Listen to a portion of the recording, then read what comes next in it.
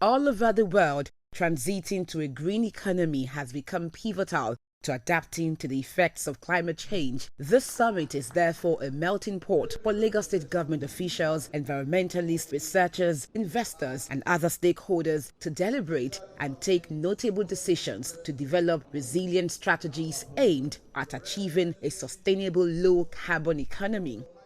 We recognize the impacts of the organized private sector on economic growth in Lagos and the commitment of the state government to mainstream climate action in the next phase of the developmental agenda of our state. It is also an affirmative action in support of the role of the private sector in mitigating the effects of climate change.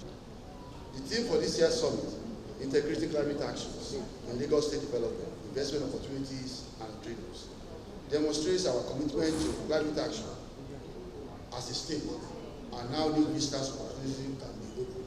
What do we mean by transformative climate action? 4 components. Number 1, it has to be large scale, it has to be bold, it has to be ambitious. Number 2, it has to change entire system as opposed to just being tokenistic and marginal.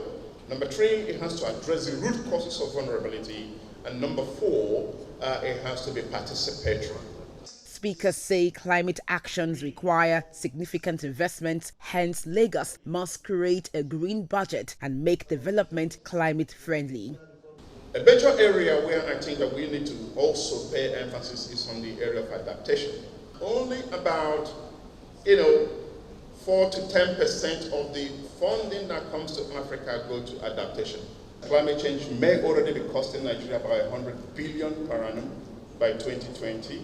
This represents up to 15 trillion naira and about maybe between 2 to 11% of our GDP. There's supposed to be a state council on climate, which should have everybody working together. If we had the state council, if we had it functional, then our entire ecosystem would cater and would have the inputs that need to work.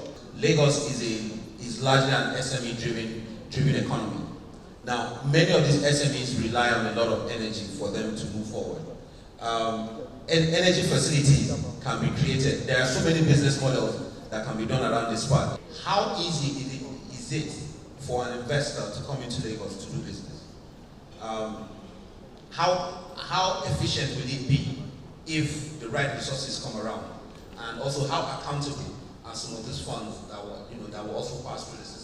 Recall that the Lagos State government signed up a £15 million UK aid climate action implementation program aimed at supporting cities to accelerate implementation of their climate action plans. Bukola, LTV News.